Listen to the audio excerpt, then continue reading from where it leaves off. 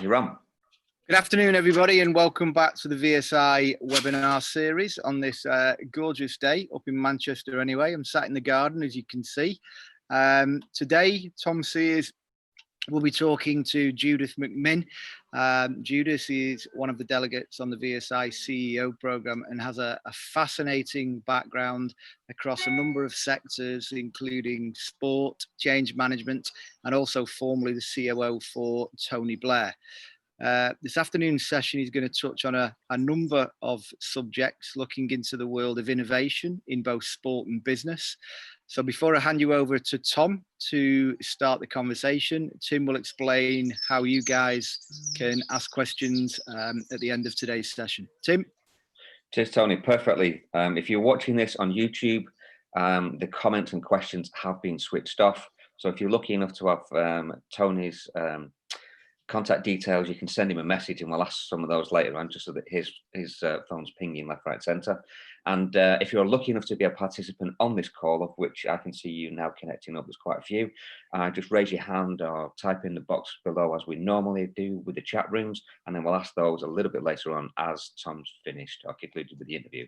So without further ado, Tom, I know you're down there in the sunny south coast, and it'll be beaming down as it is in the north with Judith, so I can hand this over to you to take it away. This is going to be interesting.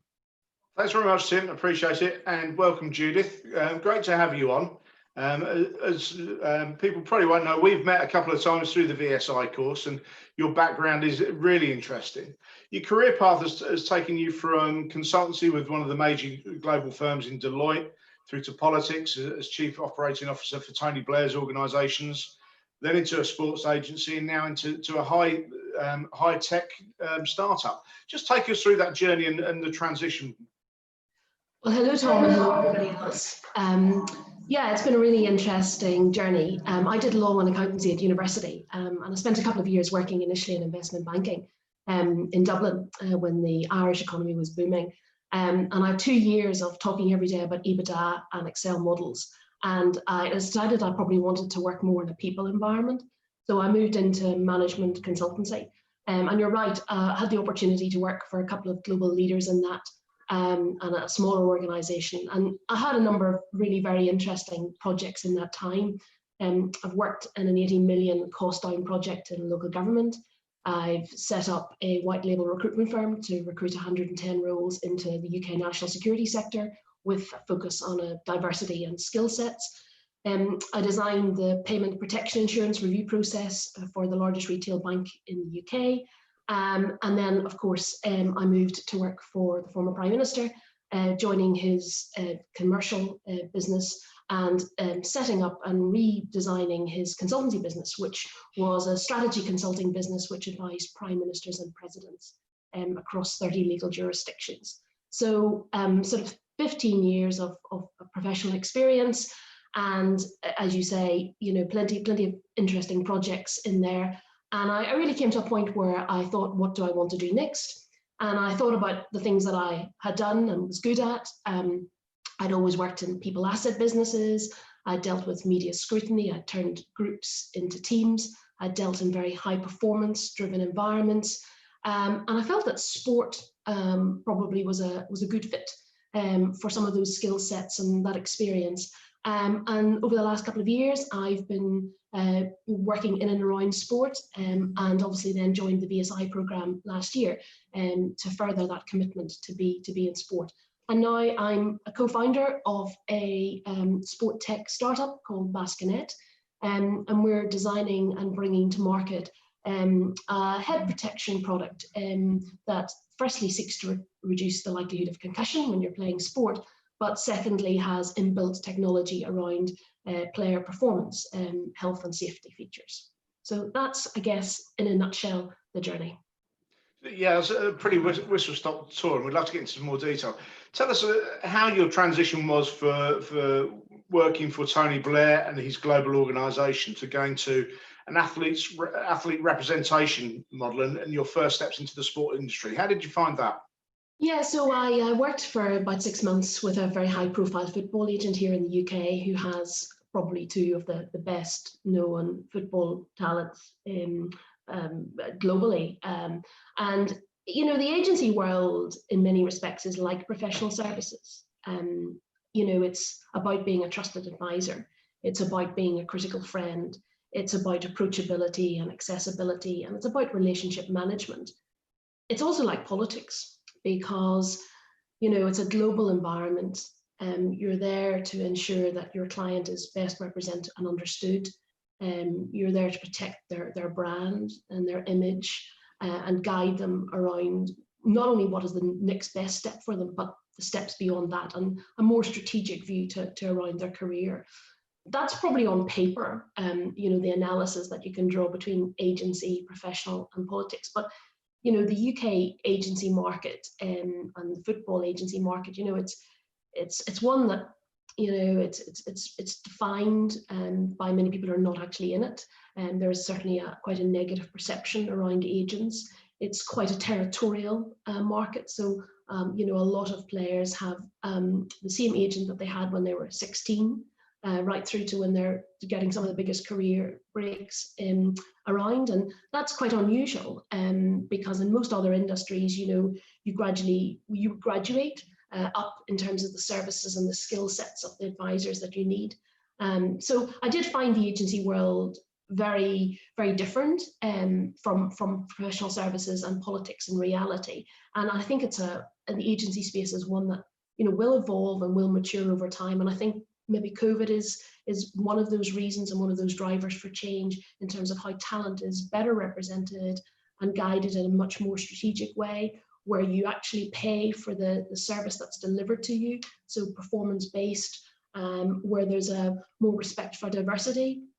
And secondly, in a very socially aware generation of players, and maybe where there's more thought given around the narrative and positioning of players, more so than just the focus on around the next contract or wage move. And in terms of the personalities you encountered, obviously you went for working for a global leader, instantly recognisable across the world, to extremely high-profile footballers and sports people. Similarities, differences, what did you find? Yeah, I did find a lot of similarities. I mean, people who are, you know, high profile generally are you know, they take some time to let in a trusted circle. And so there's an element of paranoia. There's an element of, you know, being very careful about who you bring in to advise, whose advice you take. And there's earning your right to be heard, and then earning your right to be heard and actioned based on the changes that you make. So I think working for Tony Blair, and I think working for some of the other executive leaders that I'd worked in, you know, maybe less known to the British public, but, you know, it was very good experience for working with the players that I had exposure to. And it is about a trust-based relationship.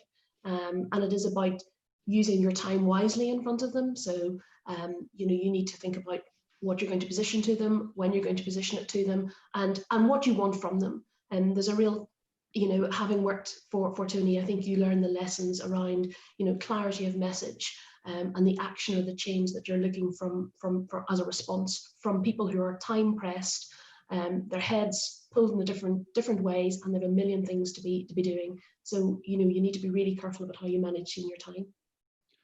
And in terms of leadership between your previous careers, both in consultancy through commerce and industry into politics, and now looking at sport and the leaders you encountered in your role with an agency and through the VSI course, the people that you've interacted with, again, what are the differences? What are the similarities just in pure terms of leadership? I think in the professional services market and in industries, I've seen a much more strategic view. I think sport and politics can be very tactical. And I think, you know, the people who really stay a long time and are really successful and can essentially mold their careers in sport and politics are people who can evolve and move to that more strategic journey rather than just a purely tactical one that's about a promise or about a position here and now and not much else. I do think that the professional services, as I said, you know, the leaders there have a really client-centric focus. You know, they're really looking at helping a small number of clients well, because I think sometimes in sport, people want to do the very best for a very wide population, which is a very hard thing to do. I do think that in sport there seems to be a lot of the same people or a lot of the same skill sets, whereas in industry and in professional services, there's a real value in having a diversity in your team, a diversity of thought, a diversity of skills, a diversity of experience. And that I don't think is as obvious, in sport. I mean, a typical example, we're looking at clubs and federations who need to save money. They need to look at cost reduction. They need to look at alternative ways of generating revenue. I mean, that's an old school problem that was being tackled 12 years ago at the start of austerity in local government. There is case study after case study of how you redesign process, how you reskill people, and how you build different business models. And sometimes I think sport, when some of the people I've been speaking to and some of the things we talk about in sport, they're quite old problems being tackled without the latest thinking and, more importantly, the latest proven methods that exist in other industries. So I think there's definitely an element of people becoming more upskilled around the world that's outside them. Do you think sport has been slow to catch on to that, and the sport model has been one about short-termism and, as you say, tactics rather than strategy? My opinion is yes, but I'm a relatively newcomer into sport, so you'll have to forgive me for saying that so boldly. I spent 15 years working in organisations that are global leaders. And I'm working with somebody like Tony Blair, who does not take a problem and just leave it. He bulldozes through it and solves it. And at some of the events I've been to in sport, people are talking about issues that, as I say, they've been well solved, partly solved, and well talked about in other contexts, in other industries. So I do think there's an element of, and again, maybe COVID, maybe Corona is that opportunity to look at what's been done well in other industries and apply some of those lessons learned. And do you think sport industry, and perhaps football more so than other sports, has been a bit myopic and insular? Yes. Again, I say that as a relative newcomer, but I think so. I think you only have to look at the profiles of the people who are the decision makers and look at their backgrounds and look about where they've come and who they've worked with. It is quite a small circle of people who seem to be involved in that. And I don't think there's as much spend in sport around getting external advice outside of just typically sort of legal advice. There doesn't seem to be a great deal of spend on sort of getting, strategy consulting advice or operational consulting advice, where other organisations would spend quite significant sums to find the right partners to help them navigate some of those complex and difficult problems that they want to take an external take on. As you'll know from your time as an agent, Judith, the priority is probably for sports clubs to plough any spare finances into the next player contract or the next signing or something like that. Do you think sport could tackle that sort of lack of external expertise in a different way through broader recruitment or non-executive directors brought in for specific purposes? Yeah, absolutely. I mean, I think it's the tone from the top.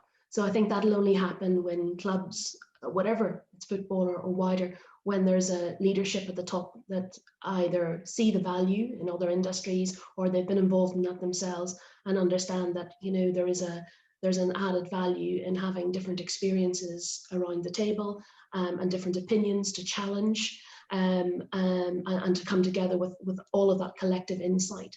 But that tone comes from the top, and until there's that change, and again, maybe this is now a time where people feel that might be a change. It might be a reason for them to change their thinking, because the future is certainly going to look a different one from what people have known for the last 20, 25 years, where essentially there have been, the luxury of many clubs and many organisations being kept afloat by, strong revenues and really no challenge to that. And given your experience transitioning from consultancy through politics to sport, how difficult has that transition been, and what are the key frustrations you've experienced? So moving from professional services to work into politics, I would say was fairly seamless. I think you just become slightly more aware of the nuances, the profile of what you're doing, the political risk in what you're doing, the risk and reputation management in what you're doing. The vast majority of the British public probably don't know some of the consulting brands out there, but they certainly know who the former Prime Minister is. So there's that element of risk and reputation management. Moving into sport, yeah, I agree. You know, there's an element of, you know, needing to really be on top of your game, needing to know who the right decision makers are, and stakeholder management around that. So the stakeholder management point in sport, I think, is a tough one, because it's very tough to find those people, and it's very tough to get to them, and it's very tough to present your profile, because it's typically a profile that they don't know or they haven't come across. So you know, again, that's just something around the evolution and the maturity of the sector. And I'm sure in time that will happen, but I think that's where BSI obviously come in, because they are doing that job of introducing people with different backgrounds into sport, and further upskilling, and equally people that are in sport being introduced to people that in normal course of their career they wouldn't have come into either. And how useful have you found the VSI course in terms of broadening your knowledge, broadening your experience, and also your network? Hugely positive. So it's quite some time since I had taken a proper time out to spend a couple of days a month focused on learning and developing, really. I wanted to do it as a sign of my commitment, that I wanted to work in sport.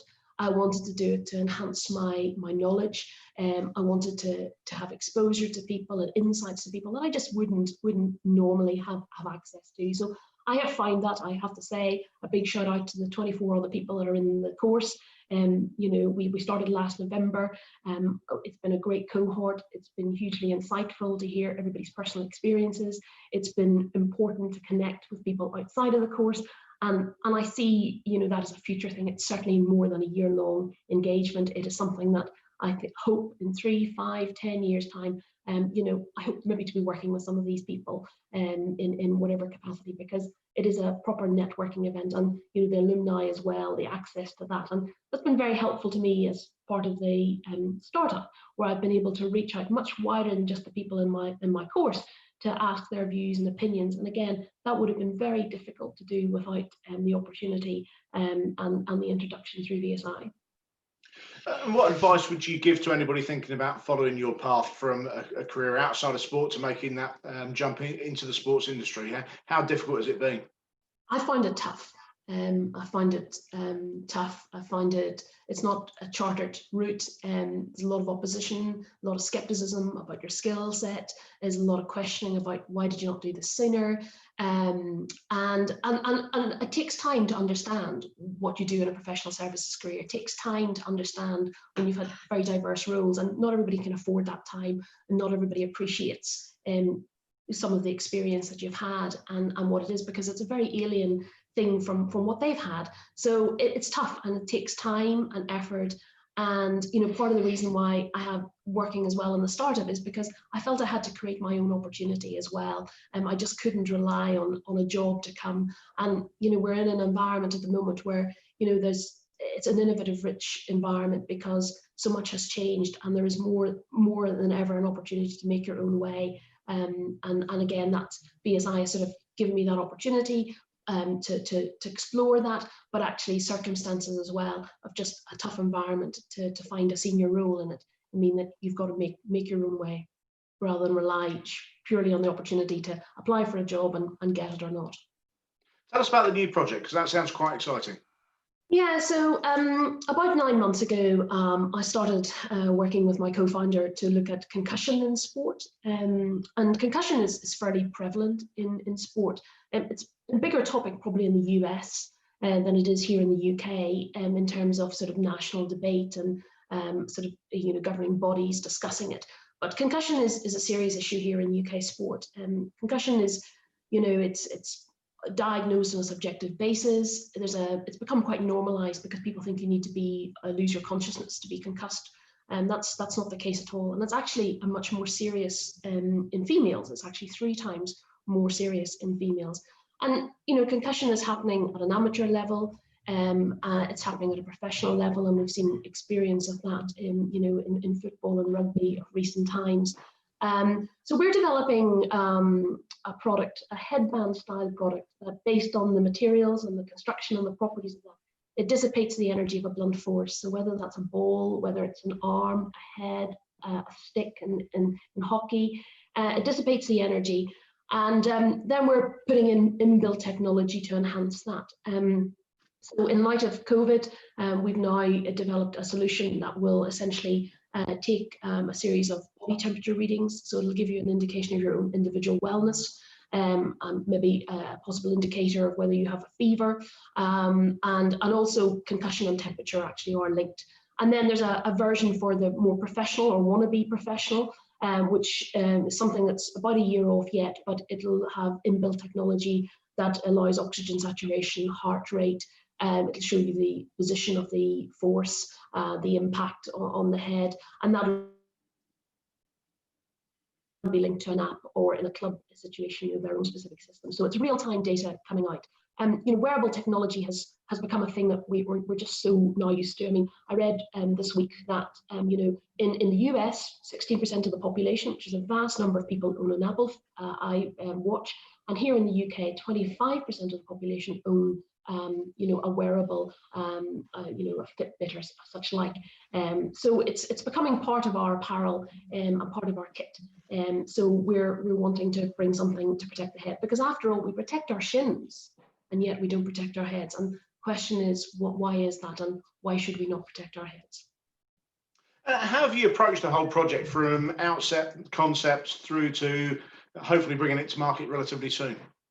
Yeah, so a lot of work goes in at the start about understanding what's out there. So firstly, understanding the medical side of this, understanding what concussion is, what insights have been done around concussion, looking at the material science.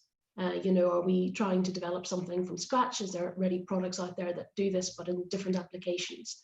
Talking to former players, current athletes, talking to governing bodies, to understand what their protocols are and where our position is on concussion and player safety. And really from that, then you get a sense of, is there a demand? Is there a feasibility? Is there an interest in this? And then it moves from that into a design, because of course at that stage it's very notional. It sounds good, but actually how do you get a first cut product out? And we were working with a design team in doing that, and that there's a lot of skills in there around, apparel design, aesthetics, ergonomics, but the material science, the engineering aspect of it, because at the end of the day, this is, it's an engineered product, it's much more than a style point. It's got a really high safety function to it. So there's been a group of people and skill sets brought around that, and we've done that in the same way we'd have done it in a professional services setting, brought in people, got their insights, impacted those insights, and then developed from a very long list of requirements into our first cut product. And then that has facilitated us getting into the Hype Global Accelerator, where we're one of 20 startups out of 1,000 applications, to be, over the next few weeks, have the opportunity to meet with some of the leading European and US sport clubs and federations to share, what our product is and why our product, more importantly, will make a difference in the world. And it's been a journey, and it's been a really exciting one. Startups are always, an equal mix of, high energy and high performance and skepticism and enthusiasm, and there are days of highs and there are days of lows, and there are days you think, is this going to work or not? And then, you persevere with it, and, we're hoping that we will have a soft market launch with our product at the end of September. The whole world of wearable technology, you pointed out, seems to be a growth area. And for regular viewers of this series of webinars, we spoke to David Allen a few weeks ago about what he's doing with Opera and mouthguards. Do you see this as a real growth sector of the sports industry, this personal protection, but wearable personal protection with technology involved? I think what COVID has done is make us each appreciate health and well-being, and how we can protect ourselves in the best way. Because, for all intents and purposes, this pandemic, wasn't very well marshaled. It wasn't very well set up for people to be aware of how to reduce their risks, on a universal level. So I think people are now probably taking ownership, more individual ownership, of how to protect their health and their well-being, and an appreciation of being well. And if they have their own set of data, they have their own set of products that can help them minimize injury and understand how their body's performing, as opposed to just a general population view. That's really the trend that's coming out of this. You know, whether it is a simple app that tells you what your running pace is, whether it's an app that tells you your oxygen saturation, whatever it is, what we're understanding now is the available data to us, and more importantly, the so what. And you're right, you know, more and more devices for sport, for well-being, for health, for general, you know, purposes in terms of you know, fitness and good health is coming to the market and being embraced because people want to be informed and understand better, essentially, their own well-being. You talked about the difficulty breaking into the sports industry, albeit, you know, your fantastic experience and expertise that you've developed. What needs to change, do you think, in the sports industry? I think probably, firstly, an appreciation of the skill sets that are not in it. So I think there's a compare and contrast exercise, number one. Number two, tone from the top. I think some of the more senior people in clubs being change makers, being, you know, taking a very bold step to move away from necessarily somebody they've worked with before or somebody that's recommended to them, but actually looking at external candidates. I think there's an emphasis equally on external candidates to understand that sport is not like other industries. So, you know, you need to make that time and effort to understand the nuances in it, and appreciate the sensitivities and, you know, and after all, it is a people business, but, you know, there are some particular areas that are quite different. I think those three things would help a lot. I think there's an action for you, Tom, and everybody else in executive search to always be, you know, aware of new candidates that come by, and again, you know, that can be tough because it takes quite a bit of time and effort, you know, to meet new people and to understand what they've done and really get to grips and then be able to sort of play that back. So, you know, it's a time-consuming process, and that's really why it's taken so long and will continue to take time before people from other industries have as easy an access at a senior level into sport. Judith, that's fantastic. Really interesting to talk to you. I'm sure there's lots of questions coming in, so I'll hand over to Tim. Thank you very much, Tom. I really appreciate it. Dave in Bolton's actually come up with a good question. It's like, considering the amount of people you've worked with at leadership levels, not just leading the country and the nation, what are the key transferable skills that you would say that have come from commerce into sport, and what can be taken from sport back into commerce? It's a good question. It's a hard question. So I think commerce to sport, I think, is the point about strategic view. I think people who are in other industries take a very commercial or take a very strategic view of how to do things. And I think, as I said, sport can be very tactical. On the flip side of that, what can sport bring to commerce? Well, I think what we're seeing is an increasing socially aware sports people, and actually their individual messaging and how they're presenting themselves. And I think, you know, I think there are people in industry who could benefit from thinking more about what their profile and what their legacy is. Because I think some of the, you know, the sports people we're seeing at the moment are obviously giving a lot of thought about their career, you know, and how they're positioned, how they're seen. And there are a lot of very good people in industry who are, you know, lost in the midst of grey suits and LinkedIn profiles, and they probably could do a little bit better job in raising the flag about what they've done and what they've delivered. I think that's a really polished answer, and thank you for the transparency on it. I'm just going to push it a little bit. Yeah. And kind of think about, clearly you've worked in politics, you've worked in business, you're now, you know, cutting your teeth in sport.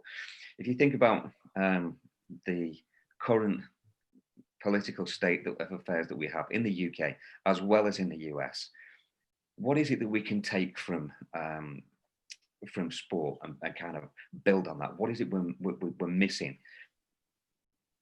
You know, sport is really a change agent, you know, and I'm not sure that people fully understand how much sport can change lives. I think the people that are in sport, you know, are high on that. Like they really do see the power of it, but a wider society doesn't understand that sport can break down barriers. And I grew up in Northern Ireland. You know, I grew up during the Troubles, and you know, sport was one of those things that when, you know, ceasefires came, that actually brought communities together, and people invested back into their communities, whether it was shared facilities, you know, and it broke down some of those sectarian barriers. And you know, we're obviously in a time now where there are, you know, the last couple of days have really highlighted this. You know, we're in a society that's very divided and very troubled, where people have quite rightly spoken out about that. And I think more power put into sport to show that actually we're all the same, we all enjoy the same things, you know, and actually it teaches you some of the best things about life that are free and make you a better person as a result. So I do think sport connecting at a local level, and more people in sport really bringing it home to a local level, as opposed to just focused on a very high level professional career, which very, very, very small percentage of people can ever achieve. I think grassroots engagement, community engagement, that's what marks out successful sports people, and it also obviously is a hallmark of you know, politicians, successful politicians who are essentially people who represent the people and are of the people. Sure. That's really good and concise. Again, I think it's kind of you just articulated what I think we all felt internally about sport. Clearly, we've all got a love of sport. If you were to take the best leader, so Ian's asking from Liverpool, who would be the best leader that you've ever worked for? And when you're in the project management seat leading such senior roles, what is it you look for in the people, the senior leaders that are coming along with you? What do you recruit? What's the key attribute? What's the one key ingredient that you look for and think, that's what I want? I suppose it's no surprise to say Tony Blair, and it's about vision. So one of the things that, you know, I did not, when I joined Tony Blair, I did not join as, you know, somebody that was in awe of him. I joined because it was a really phenomenally interesting job to do, a unique challenge, etc. But I didn't join because, you know, I was just in awe of this guy. And as I worked for the 5 years for Tony, I actually grew more of a fan. And I grew a fan because of his vision. You know, he had this clarity of thought, he had this clarity of message, and he had this clarity of vision about what he wanted. And then he gave you the freedom and the power and the, you know, the element of your own individual leadership to distill that down into making it happen. And that's really what the most successful leaders are. You know, they're not micromanagers. They're not people who take ownership for something that's not theirs. What they do is they set a tone, they set a vision, and they set the values, and then they bring together, you know, good people and the right people to make it happen. And as a result, then they become change makers. And I've seen that vision and that drive and that focus in others, and in some of the Deloitte partners I worked with, who, you know, started off with one project, you know, and then were able to, you know, to bring that, build that out, build our solutions, bring them to other clients, and, you know, develop a whole team of people around them to make that happen. But vision is pretty key. And I think at the moment, you know, we're living in a very short-termist world. We're living with people with fear, economic fear, health fear at the current times.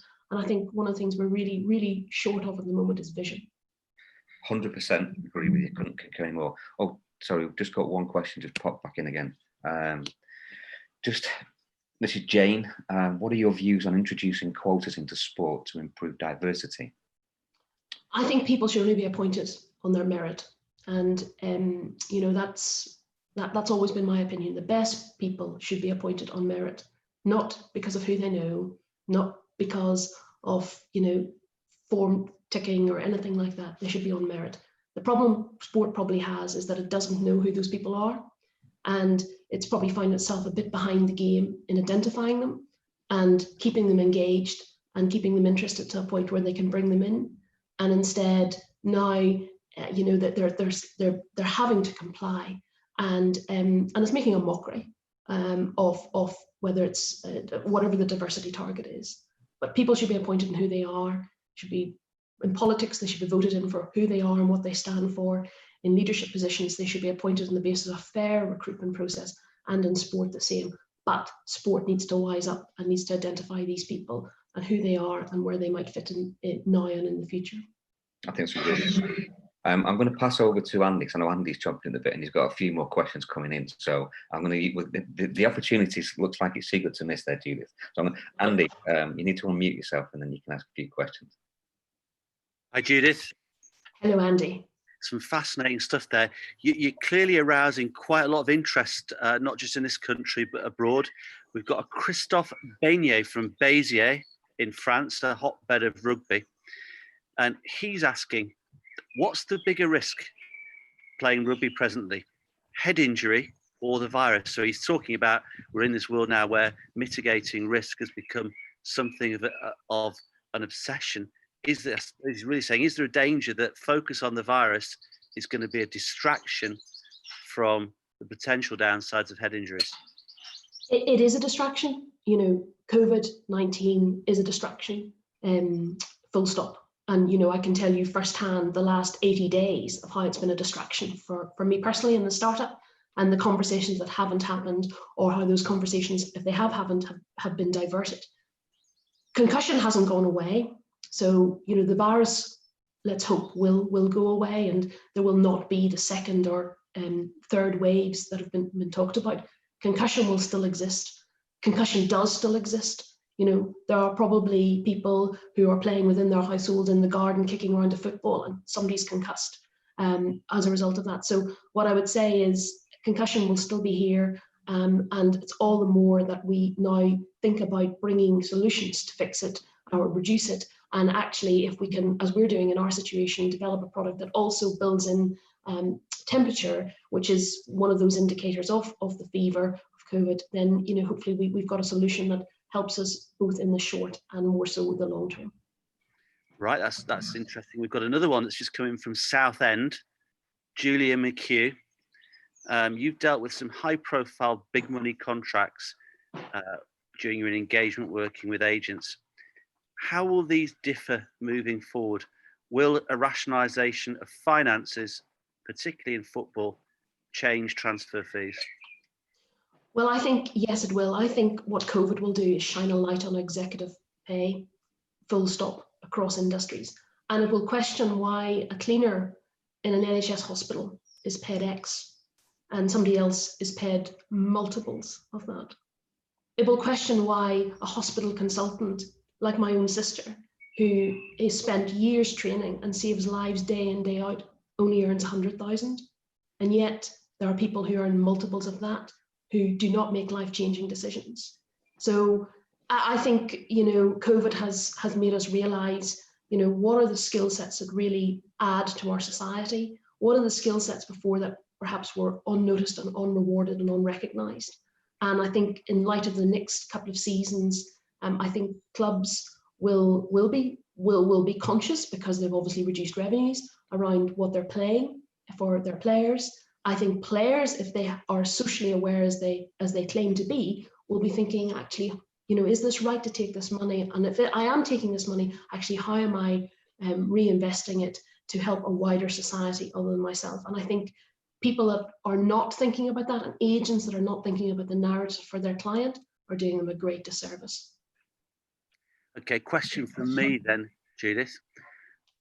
You're in charge of the Premier League for a day. What would you do differently from that's currently being done by leaders in Premier League football? Well, there are many challenges in the Premier League, you know, and I think they've been well articulated in the various times that they've tried to recruit for the chief executive of the Premier League. But I think the point is really about the revenue that comes from the TV broadcasting, and actually the exposure that has highlighted to some clubs, that is actually that money that's keeping the club afloat. And now that we see a time where there is no broadcasting revenue or reduced broadcasting revenue, it's really about actually how do you make these clubs more commercially aware? How do they think about alternative ways to make revenue? And as a Premier League, how do you support that in a way? So do you revert back to a more cooperative type society, or is it just what it is, a club, you know, with 20 members that go to and fro, in and out as the seasons change? So I think there's that point about you know, the money coming in, how the money's distributed, and how the money's best spent, and what initiatives create a legacy to make sure that, you know, as many people as possible benefit, and just not the big earners. That's interesting. Just as you're speaking there, Suzanne Long from Ipswich has just texted, what will happen to women's football in the fallout from this situation? Does the Premier League have an obligation to support the game? Well, women's football, I think, is a really interesting area. And I think one of the things that my own personal opinion is that before all of this, there was a lot of white noise around women's football. There was an awful lot of people in and around women's football, but it was very hard to understand who was driving the strategic, and back to this point, the strategic vision for the game. You know, was that the FA? Was that, you know, was that somebody else? Was that an independent panel? You know, what was that vision for the game? Not just commercially, but in terms of participation and other elements. And now we've had this, you know, unforeseen circumstance, you know, and, you know, that's where you need strategic players, strategic thinkers to think about how do you take this back from the brink. I mean, women's football won't go away, but of course it's just had quite a side dent into the direction that it seemed to be going, albeit that direction wasn't terribly well mapped, in my opinion. But that's my opinion, and I'm sure there are many people would challenge that and say there was a strategic and a commercial vision with it. But I think the narrative of that was quite low, and I think there's been too much as well debate and discussion around the change in leadership, change of manager for the England women's football team. And I think when you're using language that it's a development opportunity for people, then it suggests that the women's game is just a development.